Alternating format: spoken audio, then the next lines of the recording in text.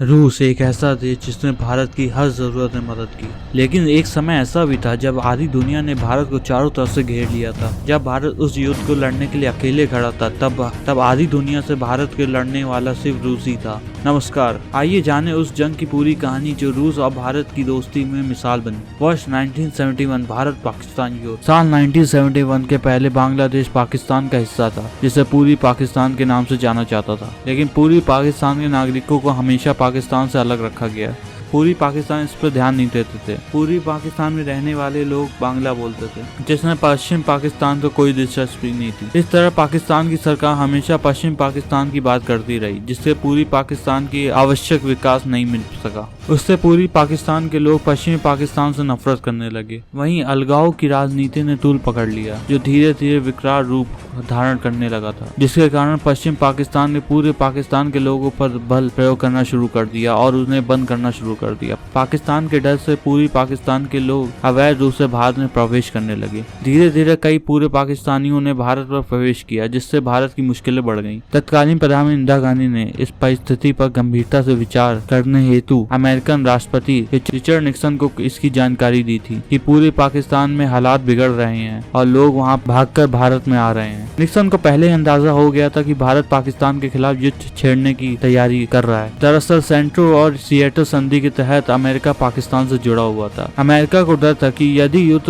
लड़ा गया और भारत जीत गया तो यूएसएसआर का विस्तार एशिया में बढ़ जाएगा। 28 मार्च 1971 को अमेरिका विदेश मंत्री विल रोजर्स को पाकिस्तान से एक पत्र मिला, जिसमें लिखा था कि हमारी सरकार देश के पूर्वी हिस्से में अस्थिरता की स्थिति पर पूरी तरह काबू पाने में विफल रही है। इसमें अमेरिका को अब यकीन हो गया था कि जंग तय है, इसलिए उसने चीन, ब्रिटेन और अन्य देशों को इसमें शामिल करने का योजना बनाई। इसके लिए उसने पाकिस्तान के जरिए चीन और अन्य देशों को संदेश भेजा, लेकिन भारत इस बात से बेखबर था कि अमेरिका इस मामले में पल्ला झाड़ना चाह रहा है। इससे अनजान प्रधानमंत्री इंदिरा गांधी पूरी पाकिस्तान के बंगाली लोगों की स्थिति सुधारने की आशा से लेकर अमेरिकन राष्ट्रपति निक्सन के पास पहुंची। उन्होंने निक्सन को बंगालियों की स्थिति के बारे में बताया और इस अनुरोध किया, लेकिन निक्सन ने उनकी किसी भी तरह से मदद करने से इनकार कर दिया, क्योंकि अमेरिका भी नहीं चाहता था कि भारत किसी भी तरह से पाकिस्तान से जीत जाए। इसमें भारत के पास लड़ने के अलावा कोई और तरीका नहीं था। खतरनाक स्थिति के बीच भारत ने अपनी पूर्वी सीमा पर स्थित बंगाल घाटी के अपने लड़ाकू विमान उतारे।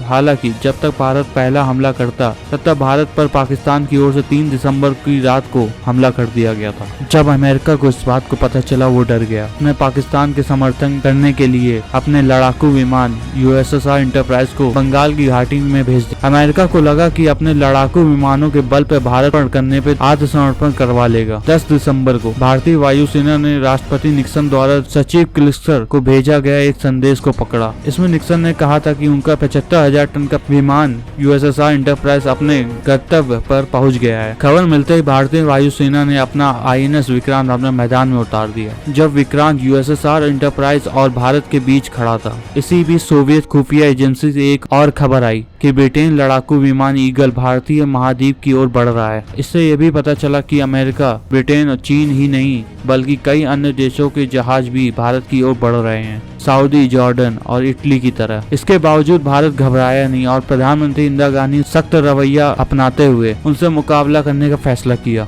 इसी के साथ प्रधानमंत्री इंदिरा गांधी ने यूएसएसआर से मदद मांगी और यूएसएसआर ने बिना किसी संकोच के अपना 40 फ्लीट 40वां बेड़ा भारत की ओर भेज दिया। 13 दिसंबर को एडमिरल व्लादिमीर कुगलेकर के नेतृत्व में सोवियत संघ ने भी परमाणु हथियारों के लैस अपने लड़ाकू विमान और पनडुब्बियां भेज दी। उस समय रूस के पास इतने लड़ाकू विमान नहीं थे कि वो उसकी सभी देशों को रोक सके, इसलिए रूस ने अपनी पूरी ताकत का इस्तेमाल किया। रूस ने अपने सोवियत क्रूजर्स, विध्वंस और परमाणु पनडुब्बियों को व्लादिकोस से हिंद महासागर में लॉन्च किया। इतने लड़ाकू विमान को देखकर ब्रिटेन की हालत और खराब हो गई और वह आधे रास्ते ही से लौट गया। अब बारी थी अमेरिका की, जो लगातार भारत की ओर बढ़ रहा था। अमेरिका को रोकने के लिए रूस ने अपनी मिसाइलों को अमेरिकन एंटरप्राइज की ओर मोड़ दिया। रूसी मिसाइलों की रेंज सिर्फ 300 किलोमीटर थी और इसलिए रूस ने रिस्क लेते हुए अपने युद्धपोत को दुश्मन के बेहद करीब ले गया कि दुश्मन उसकी सीमा में आ सके। और इसके साथ ही कमांडर ने पनडुब्बियों को पानी के ऊपर लाने का आदेश दिया ताकि अमेरिका उन पनडुब्बियों को देख सके और उसे समझ आ जाए भारत पर हमला करने का क्या परिणाम हो सकता है। अमेरिका ने जब रूसी लड़ाकू लड़ाकू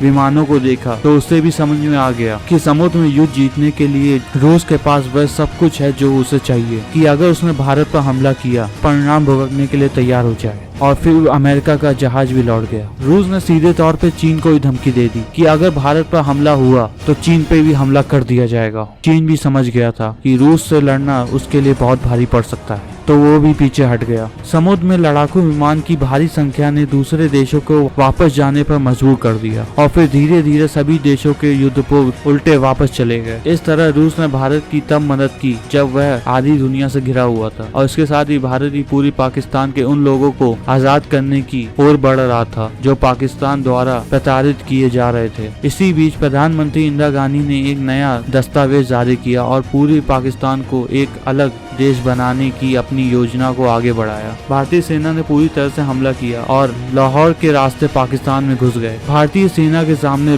पाकिस्तानी सेना कमजोर पड़ती जा रही थी। यह देखकर 14 दिसंबर को पाकिस्तानी सेना के जनरल A.A.K. नियाजी ने ढाका में अमेरिकी उच्च अधिकारियों से कहा कि वह आत्मसमर्पण करना चाहते हैं, जिसके बाद ये खबर वॉशिंगटन पहुंची और फिर ये खबर नई दिल्ली। इसके बाद भारतीय सेना को आगे बढ़ने से रोक दिया गया। पाकिस्तान ने आज भारत के सामने सरेंडर कर दिया। भारत और पाकिस्तान को अपनी सहमति से अलग देश घोषित किया गया है, जिसका नाम बांग्लादेश रखा गया, जहां बंगाली लोग आज भी खुशी से रहते हैं। भारतीय इतिहास में यह एक महत्वपूर्ण क्षण था, क्योंकि भारत ने न सिर्फ पाकिस्तान पर जीत हासिल की थी, बल्कि अमेरिका, चीन, ब्रिटेन और अन्य देशों को भी अपनी ताकत का नमूना दिखाया था और यह संदेश भी दिया, आप सब मिलकर ही भारत का कुछ नहीं कर सकते।